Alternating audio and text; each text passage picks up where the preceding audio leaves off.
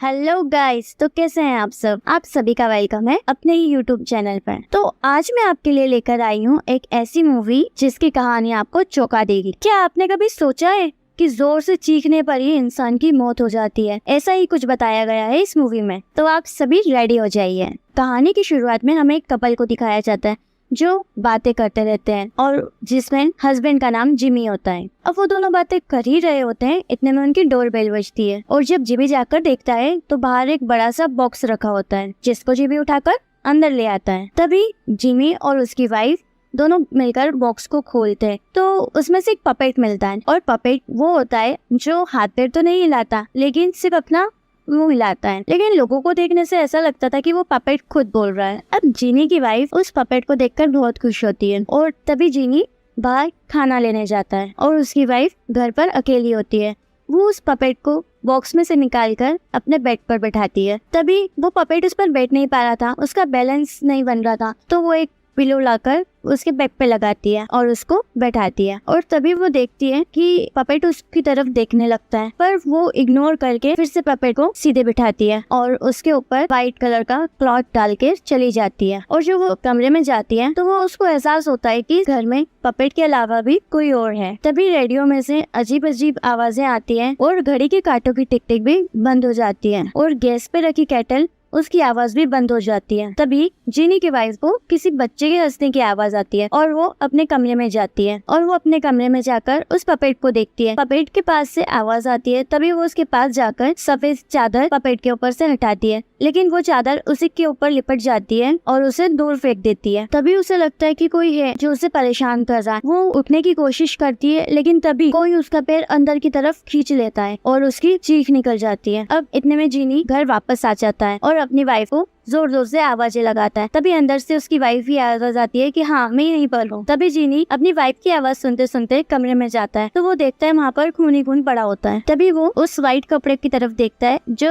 जीनी की वाइफ ने उस पपेट पे डाला था और वो व्हाइट कपड़ा हटाता है तो वो अपनी वाइफ को देखता है जो कि मरी हुई थी और उसकी जीभ भी कटी हुई थी। इसके बाद पुलिस को इन्फॉर्म किया जाता है तो पुलिस भी जिनी को ही दोषी मानती है और जिमी को ही गिरफ्तार करके ले जाती है, क्योंकि पुलिस को लगता है कि जिमी ने ही अपनी वाइफ को मारा है। लेकिन पुलिस को उसके खिलाफ कोई भी सबूत नहीं मिलता है, इसलिए जिमी को पुलिस छोड़ देती है और वो अपनी वाइफ की मौत से बहुत ही दुखी होता है। तभी वो अपने घर जाता है और उस बॉक्स को वापस से ओपन करता है जिसमें पपेट था और उसको खोलता है तो उसमें एक नाम लिखा होता है जिसमें नाम लिखा था मैरी शाह और उस बॉक्स में जिमी के होम टाउन का नाम भी लिखा था। और वो अपने होम टाउन का नाम देखकर अपने घर के लिए निकल जाता है जहाँ उसके फादर रहते थे। वो अपने फादर के घर जाता है, तभी एक बहुत खूबसूरत लेडीज दरवाजा खोलती है और जिनी को गले लगाने लगती है और बताती है कि वो उसके डैड की दूसरी बीबी है और वो अपना नाम इला बताती है। और तभी वो उसे कुछ पता नहीं होता है, लेकिन वो उसके साथ अंदर जाता है तो वो अपने डैड को देखता है। वो व्हील चेयर पे बैठे हुए थे, लेकिन उन्हें ये भी नहीं पता होता है कि उसके डैड को हुआ क्या है। उसके डैड बताते हैं कि उन्हें अभी कुछ दिन पहले ही हार्ट अटैक आया था, लेकिन अब वो बिल्कुल ठीक है। तभी जिमी अपने डैड से मैरी के बारे में पूछता है तो उसके डैड कहते हैं तुम उसके बारे में जानकर क्या करोगे, ये सब पुरानी बातें हैं, तुम इन सबको भूल जाओ। तभी रात होती है और जिमी सोने के लिए चला जाता है। जब जिमी सोता है तो उसे मैरी का एक पपेट दिखता है और जब जिमी उस पपेट को देखता है तो उस पपेट की आंखें हिल रही होती है जो कि बहुत खतरनाक था और जिमी ये देखकर बहुत डर जाता है। तभी जिमी के सामने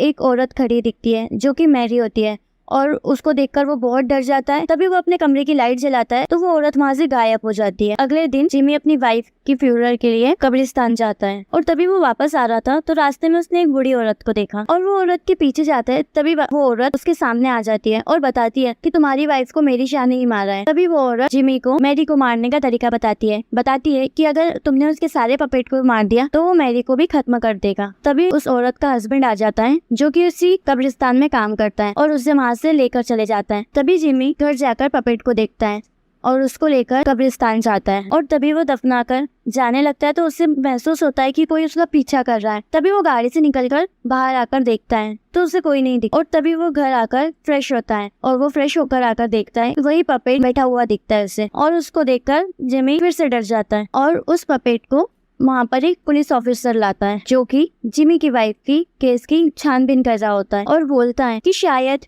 ये पुतला तुम्हारी वाइफ के केस में हमारी मदद कर सकता है, क्योंकि जब तुम्हारी वाइफ की मौत हुई तो सिर्फ यही एक पुतला था जो वहाँ पर घर पर था, लेकिन मैं जानना चाहता हूँ कि तुमने इसे क्यों दफनाया। और जिनी उसका जवाब देते हुए बोलता है कि मैंने इसे इसलिए दफनाया क्योंकि ये मेरी शाह का पपेट है, और बताता है कि सुना है कि मेरी शाह को उसके पपेट के साथ दफनाया गया था और उसकी आत्मा आज भी इस दुनिया में है। और बताता है कि जो भी उसे देखकर चिल्लाता है वो उसकी जुबान काट देती है। और जिस दिन मेरी वाइफ खून हुआ उस दिन किसी ने इस पपेट का बॉक्स हमारे घर पर भेजा था। फिर उसकी सारी बातें सुनकर पुलिस ऑफिसर उस पपेट को उठाता है और अपने घर ले जाता है, लेकिन जिमी ने उस पुलिस ऑफिसर से वो पपेट को ले लिया और दोबारा जाता है वो कब्रिस्तान उस पपेट को दफनाने के लिए। और वो वहाँ जाकर उस औरत से भी मिलता है जिसने उसे मैरी के बारे में बताया था, और फिर उसका हस्बैंड भी आ जाता है। उसका हस्बैंड आकर जिमी को लेकर जाता है और मैरी के बारे में सारी कहानी बताता है और बताता है कि बहुत समय पहले यहाँ पर एक थिएटर खोला गया था जहाँ पर मेरी शाह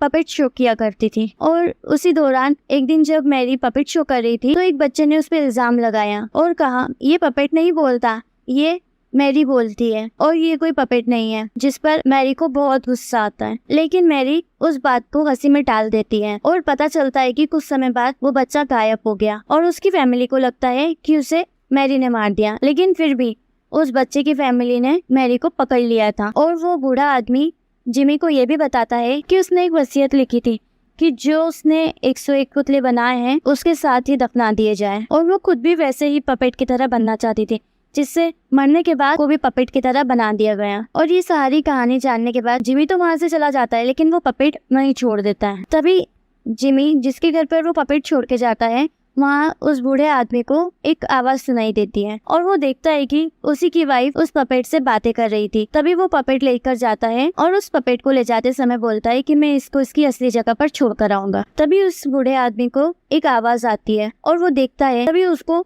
फिर से एक औरत दिखाई देती है जो कि मैरी होती है, और वो उसको देखकर जोर से चिल्लाने लगता है। लेकिन मैरी का एक रूल होता है कि जो भी उसको देखकर चिल्लाएगा उसके साथ बिल्कुल अच्छा नहीं होता है। वो उस बूढ़े आदमी की भी जुबान काट देती है क्योंकि वो जिमी को मैरी के बारे में सब कुछ बता देता है। अब जिमी उस थिएटर में जाता है जहाँ पर मैरी शो किया करती थी, और वो थिएटर पूरी तरीके से खंडर हो गया था क्योंकि मैरी के जाने के बाद उस थिएटर में किसी ने शो ही नहीं किया था। और जिमी को वहाँ जाकर मैरी के बारे में बहुत सी चीजें पता चलती हैं। तभी उसके हाथ में एक बुक लगती है और वो देखता है कि जो बच्चा गायब हुआ था वो जिमी के ही परिवार का हिस्सा था, और जिमी ये देखकर हैरान हो जाता है। उसके बाद वो वापस अपने घर जाता है और अपने डैड से पूछता है कि ये सब क्या है, आप मुझे सब सच सच बताओ। तभी उसके डैड बताते हैं कि जब तुम्हारे वो रिलेटिव जो तुम्हारे दादा के भाई लगते थे वो गायब हुए तो परिवार वालों ने मेरी शाह को पकड़ लिया था और उसे चिल्लाने पर मजबूर किया और उसकी जुबान तक काट दी, लेकिन उसकी आत्मा वापस आई और वो हमारे परिवार के सभी लोगों को खत्म कर देती है और वो भी जुबान काट देती है। और बताते हैं कि इसीलिए मैंने तुमको यहाँ से दूर रखा था ताकि तुम इस चीजों से मुक्त हो सको, लेकिन जब उसने तुम्हारी बीबी को मारा तो मैं समझ गया कि कोई भी इस शाप से मुक्त नहीं हो सकता। और जिमी अपने डैड को ये कहकर जाता है कि मैं यहाँ पर सब कुछ ठीक कर दूंगा। और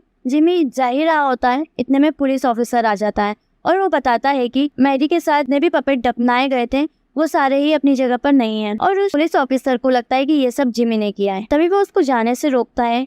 इतने में उसकी सौतेली माँ जो कि स्टार्टिंग में हमें दिखाई गई थी वो उसे एक फोन कॉल देती है और बताती है कि ये उसी आदमी का फोन है जिसने उसे मैरी के बारे में सब कुछ बताया था, और बताते हैं कि तुम्हें उस थिएटर में जाना चाहिए पुलिस को लेकर जहाँ पर मेरी शाह शो किया करती थी। लेकिन पुलिस ऑफिसर उसे जाने नहीं देता। जिमी उसको धक्का देकर अपनी गाड़ी लेकर वहाँ से भाग जाता है। तभी पुलिस वाला उसके पीछे जाता है। अब वो लोग थिएटर में जाते हैं दोनों जन, लेकिन उनको तभी एहसास होता है कि उन दोनों के अलावा भी यहाँ कोई और है। तभी वो अंदर जाकर देखते हैं तो उन्हें मैरी के सारे पपेट्स दिखते हैं जो कि एक कांच के शोकेस में रखे होते हैं और जिनको मैरी कब्रिस्तान से निकाल कर लाई थी। तभी वहाँ उन्हें एक पपेट दिखता है जो कि जिमी के दादाजी का भाई रहता है, जिसको मैरी ने 70 साल पहले ही अगवा किया था और उसको पुतला बनाकर वहाँ रखा हुआ था। तभी उन दोनों को एक कुर्सी की आवाज आती है और वो लोग देखते हैं कि उस कुर्सी पर एक बड़ा सा पपेट रखा था जिसमें मेरी की आत्मा होती है। तभी जिमी समझ जाता है और पूछता है कि तुमने मेरी वाइफ को क्यों मारा था, और बताती है कि तुम्हारी बीवी माँ बनने वाली थी, इसीलिए मैंने उसे मार दिया क्योंकि तुम अपने खानदान के आखिरी चिराग हो और मैं तुम्हारे सारे खानदान को खत्म कर दूं। तभी ये बात सुनकर पुलिस ऑफिसर उस पपेट पे गोली मार देता है। इतने में वो जो सारे पपेट है जो शोकेस में रखे थे वो सभी जिंदा हो गए और पुलिस वाला जो रहता है वो उनपे बंदूक मारता है और जिमी उनको देखकर जो उसके हाथ में लालटेन रहती है वो ही लगा देता है, जिससे सारे पपेट जल जाते हैं और वो दोनों वहाँ से भागने लगते हैं। तभी पुलिस वाले का पैर फिसल जाता है और वो गिरने लगता है तो उसकी चीख निकलने लगती है और ये चीख सुनकर मैरी उसकी जीभ काट देती है और उसे मार देती है और जिमी वहाँ से भागने की कोशिश करता है। तभी उसको याद आता है एक पपेट अभी भी बचा है जो कि उस बूढ़े आदमी के घर पर था। लेकिन जैसे ही जिमी उस बूढ़े आदमी के घर जाता है तो उसे पता चलता है कि उसकी मौत हो गई है और उसकी बीवी रोते हुए बताती है कि जिस पपेट की तुम बात कर रहे हो उसको तुम्हारे डैड अभी लेकर गए हैं। लेकिन जिमी को समझ में नहीं आता है कि उसके डैड तो व्हील चेयर पे हैं, वो चल भी नहीं पाते हैं, तो वो उस पपेट को कैसे लेकर जाएंगे। और जिमी घर आता है तो उसे चारों तरफ अंधेरा दिखता है और वो उसके पपेट को देखता है जो कि मैरी का आखिरी पपेट रहता है और जिमी उस पपेट को उठाता है। इतने में मैरी की आत्मा वहाँ आ जाती है और जिमी को मारने लगती है। तभी जिमी उस पपेट को उठाकर आग में फेंक देता है। मैरी की आत्मा वहाँ से गायब हो जाती है। फिर जिमी अपने डैड के पास जाता है और वो देखता है कि उसके डैड तो पहले ही मर चुके हैं, क्योंकि जिमी के डैड को तो मैरी ने बहुत पहले ही मार दिया था और वो सिर्फ उसके डैड की लाश थी जो कि उससे बातें कर रही थी और आवाज उसकी सौतेली बन के रहती है जो कि मैरी की आखिरी पपेट होती है। और तब उसे ये ध्यान आता है कि जब उसकी मॉम ने उसे फोन दिया था तब उस फोन पे तो कोई था ही नहीं, क्योंकि वो बूढ़ा आदमी तो पहले ही मर चुका था और वो बिना होंठ हिलाए उस आदमी की आवाज निकाल रही थी जैसे उसने जिमी के डैड की आवाज को निकाला था। और जो मैरी ने आखिरी पपेट बनाया था वो वेला का ही था जो कि दिखने में बिल्कुल इंसानों जैसा था, जिसको जिमी अपनी सौतेली मॉम समझ रहा था। तभी वेला वहाँ आती है और मैरी अपना असली रूप दिखाती है। वो रूप देखकर जिमी बहुत डर जाता है और जोर से चीखता है, लेकिन यही चीख से मैरी उसे मार डालती है और उसकी जुबान काट देती है। और फिर उन सभी की तस्वीरें दिखाई जाती है जिसको मैरी ने मारा था और सबको मैरी पुतला बना देती है। और इसी के साथ ये फिल्म की कहानी यहीं खत्म हो जाती है। तो कैसी लगी आपको ये मूवी, जरूर बताइएगा।